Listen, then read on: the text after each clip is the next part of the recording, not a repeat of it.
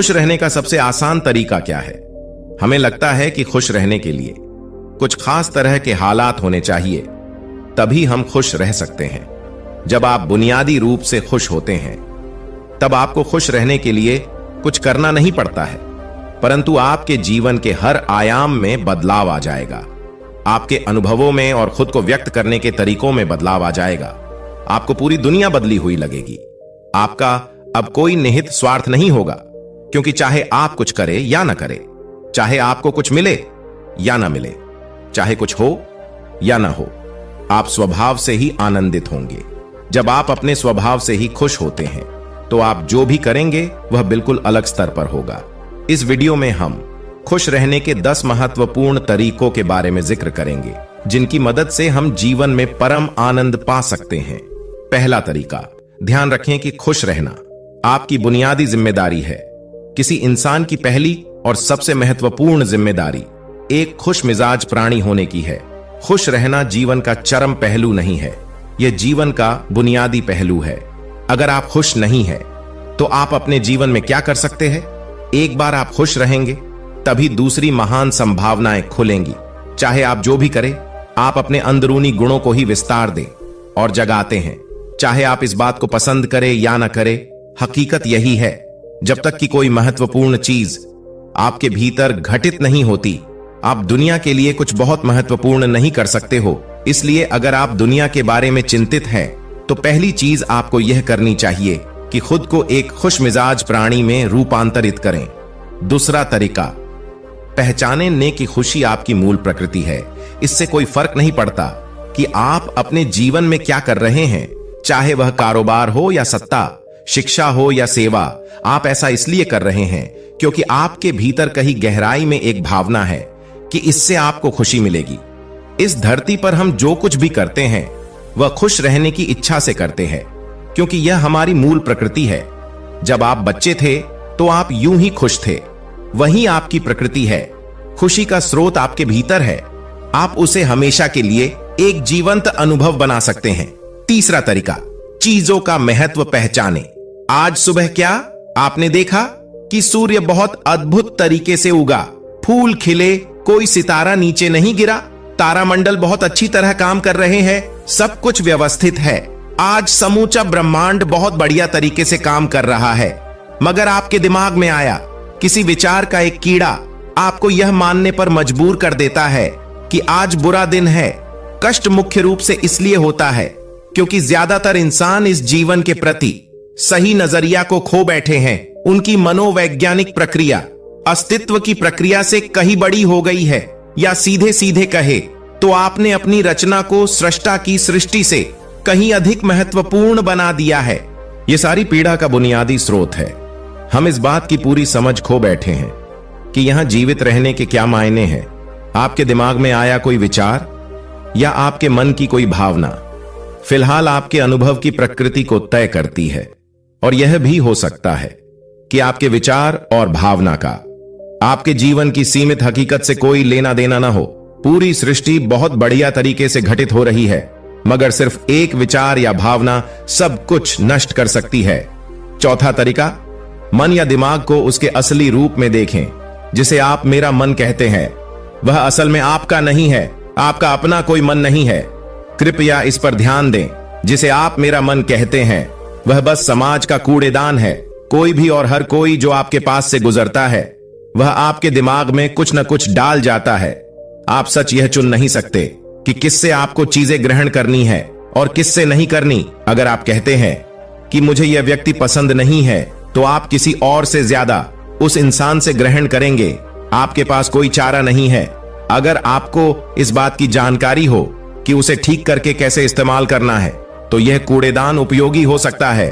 असर और जानकारी का यह ढेर जो आपने जमा किया है, वह सिर्फ दुनिया में जीवित रहने के लिए उपयोगी है। आप कौन हैं, इससे उसका कोई संबंध नहीं है। पांचवा तरीका, मन से अपने बुनियादी अस्तित्व की ओर बढ़े। जब हम किसी आध्यात्मिक प्रक्रिया की बात करते हैं, तो हम मन से अपने बुनियादी अस्तित्व की ओर जाने की बात करते हैं। जीवन का संबंध इस सृष्टि से है। जो यहां मौजूद है, उसे पूरी तरह जानना और असली रूप में उसका अनुभव करना।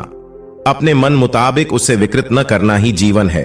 अगर आप अस्तित्व की हकीकत की ओर बढ़ना चाहते हैं तो आपको बस इस बात का ध्यान रखना होगा कि जो आप सोचते हैं वह महत्वपूर्ण नहीं है, जो आप महसूस करते हैं वह महत्वपूर्ण नहीं है।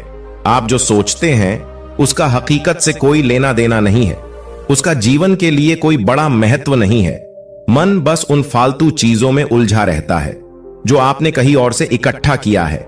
अगर आपको वह महत्वपूर्ण लगता है तो आप कभी उसके परे नहीं देख पाएंगे। आपका ध्यान स्वाभाविक रूप से उस दिशा में जाता है जिसे आप महत्वपूर्ण मानते हैं। अगर आपके विचार और आपकी भावनाएं आपके लिए अहम है तो स्वाभाविक रूप से आपका सारा ध्यान वही होगा।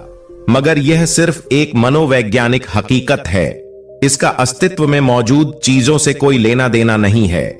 छठा तरीका, पाने की कोशिश न करें, अभिव्यक्त करना शुरू करें। आज हम इतने जोर शोर से खुशी की तलाश कर रहे हैं कि धरती का जीवन ही खतरे में पड़ गया है।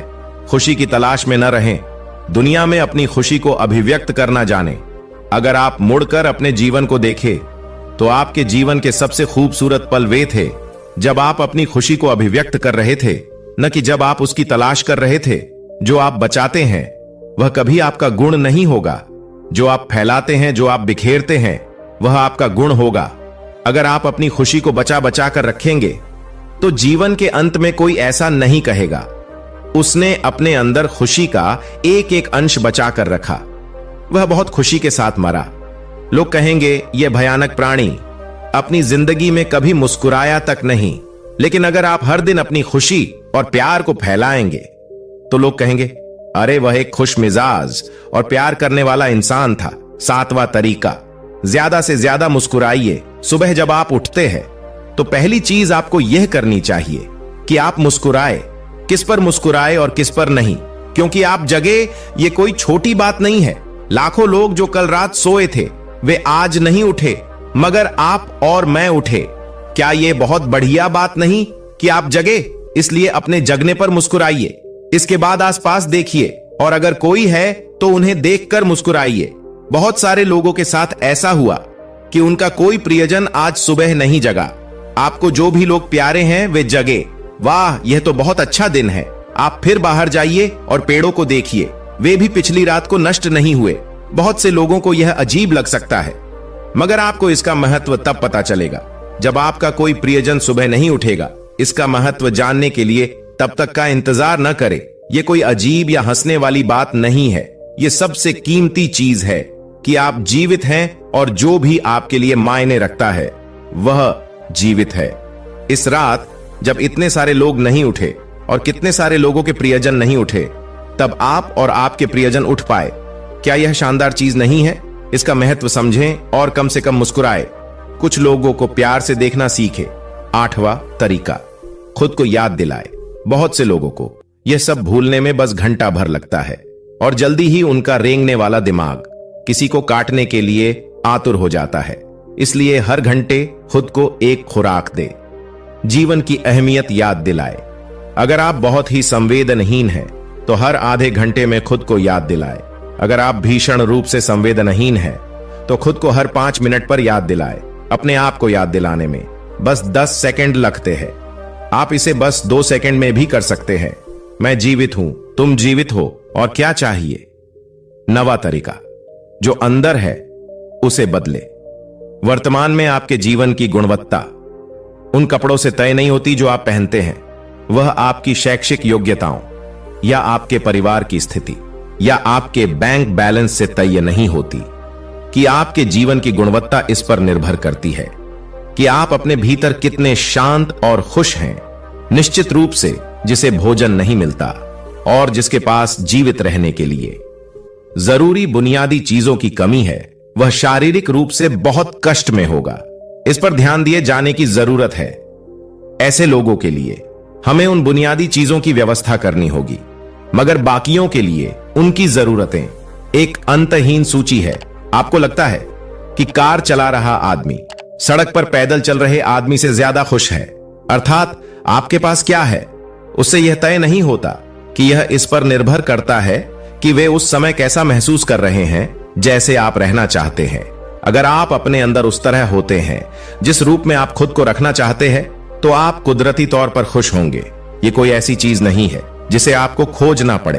अगर आप अपनी मूल प्रकृति में वापस चले जाते हैं